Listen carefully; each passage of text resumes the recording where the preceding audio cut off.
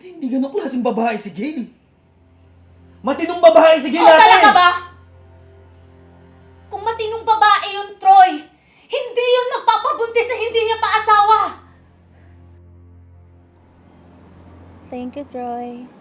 Ang saya ko. Ano ka ba? Deserve mo sumaya. Nga pala, Gail. Gusto na talaga kita ipakilala kay ate. Baka naman this time, pagbigyan mo na ako. Ayan ka na naman eh. Alam mo namang hindi pa ako ready. Nahihiya kasi ako sa ate mo, Troy. Lalo na Kasi may anak ka na. Yun ba? Gail. Di ba na pag-usapan na natin ito? oo. Kaso kasi Gail, mahal kita. Kahit kailan di ko kinahiya yun. Sa mga kaibigan ko, sa ibang tao. At ngayon, gusto ko nang makilala ka ni ate. Gusto ko nang malaman yun about sa'yo. Sa inyo ng anak mo. Please. I love you, Troy. And thank you for accepting me kahit na may anak na ako.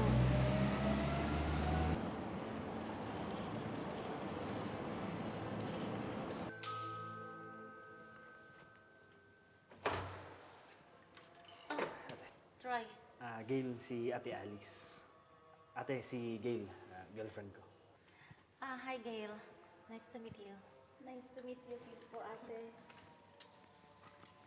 Halika kayo. Pasok kayo. Salamat po.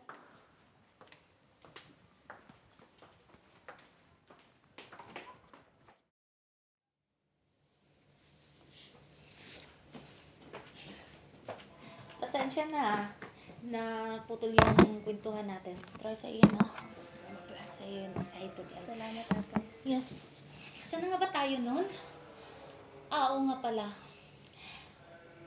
Gail, kami ni Troy, huli lang lubos na kami. Kaya dito yan nakatira sa amin, kasama ng mag-ama ko, pansamantala. Ikaw ba? Nasaan yung parents mo ngayon? Nakabukod po kasi ako, ate. Bale, Silang dalawa ni Chess kayo magkasama. Yung sister mo.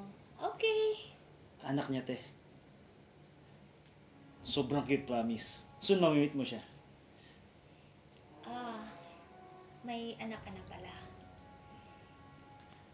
In fairness to you, hindi halatang may anak ka. Ang sexy mo pa din.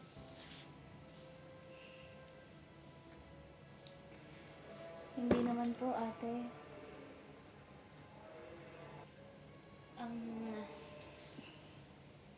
Puntahan ko muna yung anak ko.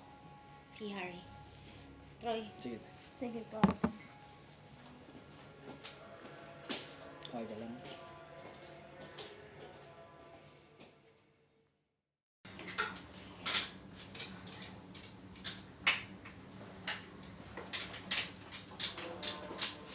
Ate, ba't di mo na kami binalikan sa sala?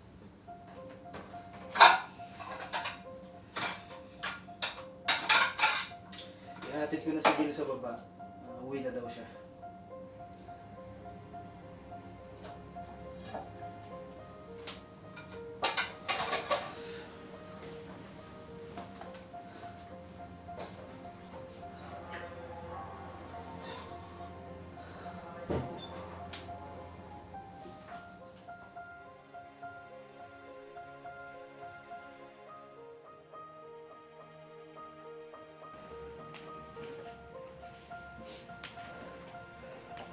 Troy, mag-usap na tayo. Sige, te. Di ka naman seryoso sa babaeng yun, di ba? Ha? Ano sabi mo, te? Troy naman, may anak pala yung babaeng yun. So? Ano naman? Ang dami-dami namang single dyan, Troy. I mean, walang rabbit? Bakit yun pa talaga ang kinuha mo, ha? Ate, bukas na tayo mag-usap pa. Pahinga lang ako. Hindi. Pag-uusapan natin to ngayon. Troy, mag-isip-isip ka nga. Ano? Papatol ka talaga sa may anak, ha? Ikaw magsusustento ng anak ng iba? Ate, iba naman na yata yung tono ng pananalita mo. Respetuhin mo naman si Gail, ate. Respetuhin?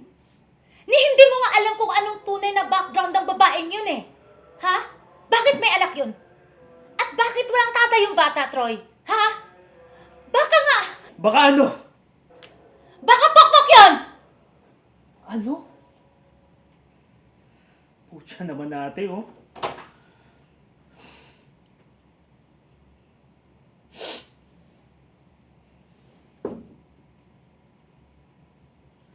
Ate, hindi ganong klaseng babae si Gail.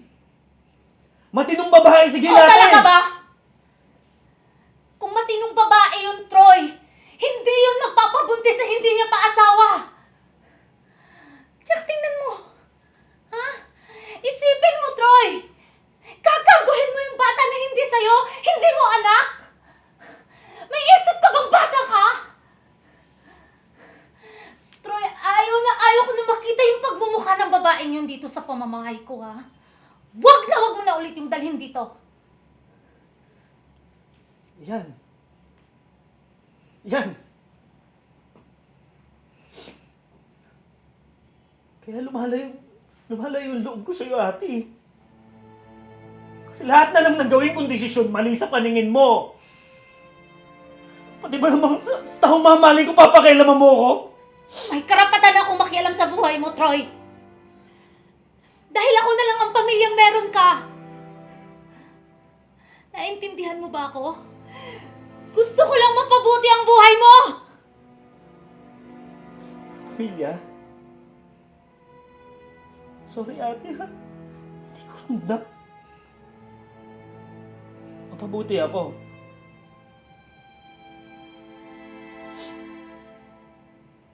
Masyado lang mataas yung tingin mo sa sarili mo dahil buo yung pamilya mo. May asawa at anak ka! Yon ang gayahin mo, Troy! Yon ang gusto kong gawin mo! Ha? Tignan mo ako! Bilang ako na lang yung isang pamilyang meron ka! Ha? Tignan mo ako, Troy! Intindihin mo ang sitwasyon! Yun lang ang gusto kong mangyari sa buhay mo! Kung mahal mo talaga ako, ate. Hayaan mo akong maging masaya. Gusto ko rin magkaroon ng pamilya. At si Gail yun.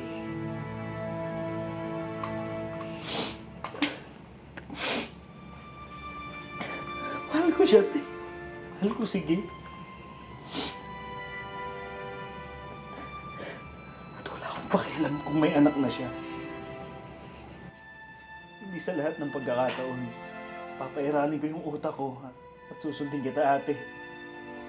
This time, susundin ko kung ano yung nasa puso ko.